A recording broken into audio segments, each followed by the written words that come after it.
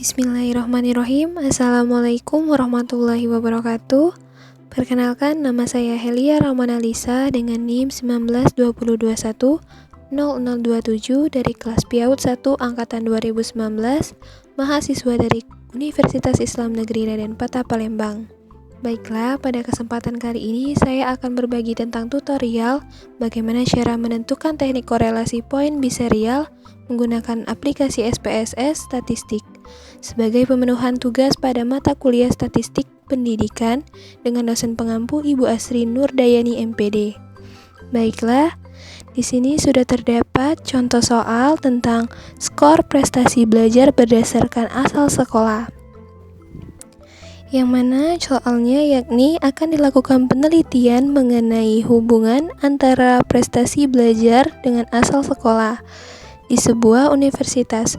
Untuk asal sekolah swasta akan diberi kode 0 dan untuk sekolah negeri akan diberi kode dengan angka 1. Jumlah sampel yang diteliti sebanyak 20 orang dengan data sebagai berikut. Di sini sudah terdapat datanya. Pada kolom yang ketiga ada kolom nilai, sudah terdapat 20 nilai. Dan di sebelahnya ada asal yang dikodekan dengan 0, yakni untuk sekolah, asal sekolah pada swasta, dan 1 untuk asal sekolah negeri. Baik, di sini sudah terdapat penyelesaian yang akan membantu kita dalam menyelesaikan soal ini. Di sini adapun langkah-langkahnya, yang pertama yakni menentukan uji hipotesis. Dari langkah pertama menentukan uji hipotesis ini terdapat 2 cakupan yakni H0 atau HO dan H1 atau HA. Di mana HO di sini tidak ada korelasi antara prestasi belajar dengan asal sekolah, dan HA di sini ada korelasi antara prestasi belajar dan asal sekolah. Kemudian adapun langkah keduanya yakni mencari nilai rataan P, nilai rataan Q, nilai P dan Q, kemudian SX dengan tabel kerja. Di sini terdapat tabel kerjanya. Dan langkah yang ketiga yakni mencari nilai RPBI atau korelasi poin biserial.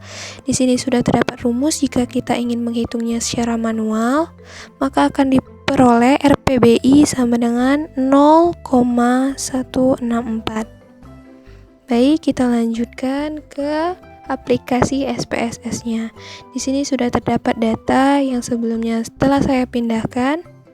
Baik, untuk datanya tetap sama, hanya saja data yang berada di sini akan saya pindahkan ke aplikasi SPSS-nya. Setelah datanya sudah saya pindahkan dan sudah tersusun rapi, akan saya lanjutkan dengan mengklik variabel view pada bagian bawah. Setelah kita klik akan muncul seperti ini. Kemudian pada kolom name ini akan kita ganti pada kotak yang baris pertamanya akan kita ganti dengan nilai. Kemudian setelah nilai kita akan ganti dengan asal.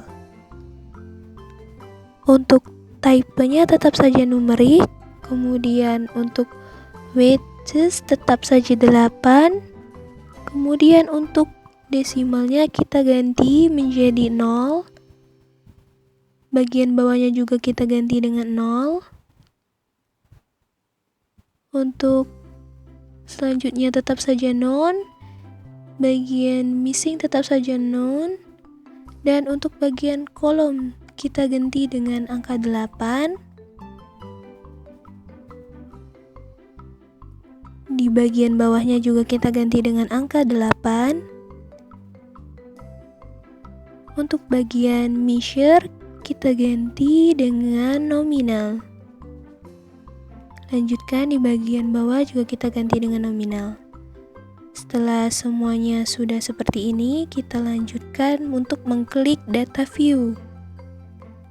Kita klik, kemudian kita arahkan kursor kita ke analisis. Kita klik, kemudian kita pilih correlate. Setelah kita pilih correlate, kita pilih beaverage. kemudian akan muncul seperti ini, di mana data yang berada di kotak pertama ini kita blok. Setelah kita blok, kita klik tanda panah ini. Setelah dia berpindah dari kotak sebelah kiri ke kanan, kita pastikan correlation coefficient-nya berada di persen, dan selanjutnya untuk test of significance-nya two-tailed, dan setelah semuanya tersusun, kita klik OK. Selanjutnya akan muncul seperti ini. Nah, setelah muncul seperti ini, kita dapat melihat bahwasannya correlation pada asal itu nilainya 164. Kita samakan dengan data yang sudah kita peroleh di sini, RPBI atau korelasi point biserialnya 0,164.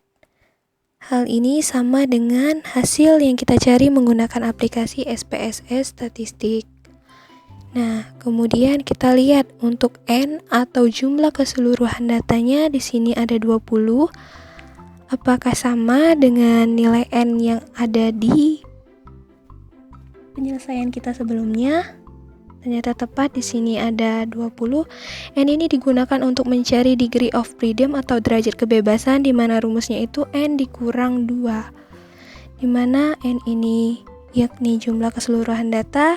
Jadi jumlah keseluruhan data itu 20 dikurang 2 sama dengan 18. Di sini N-nya sama, 20 juga.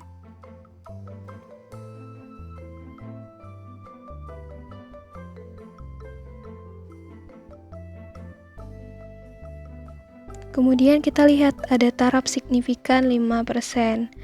Kemudian kita lanjutkan dengan langkah kelima, yakni keputusan. Untuk menentukan keputusan ini kita lihat bahwasannya R hitungnya ini atau apakah lebih besar dari atau kecil dari.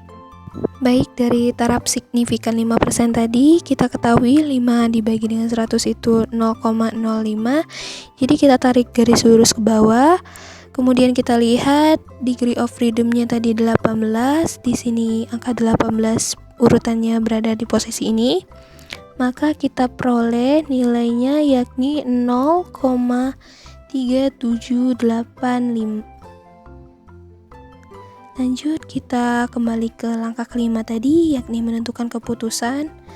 Di sini didapat bahwasanya R hitung itu lebih kecil dari sama dengan R tabelnya, di mana R hitungnya itu 0,164 dan untuk R tabelnya itu 0,78. Jadi untuk langkah keputusan ini kita ketahui bahwasanya H0 itu diterima. Jadi kesimpulannya tidak ada hubungan antara prestasi belajar dan asal sekolah. Jadi untuk keputusan akhir H0-nya diterima dan HA-nya ditolak. Baiklah teman-teman, mungkin itu saja yang dapat saya sampaikan. Lebih dan kurangnya saya mohon maaf. Kepada Allah saya mohon ampun. Semoga video ini bermanfaat. Saya akhiri, wabillahi taufik wal hidayah. Wassalamualaikum warahmatullahi wabarakatuh.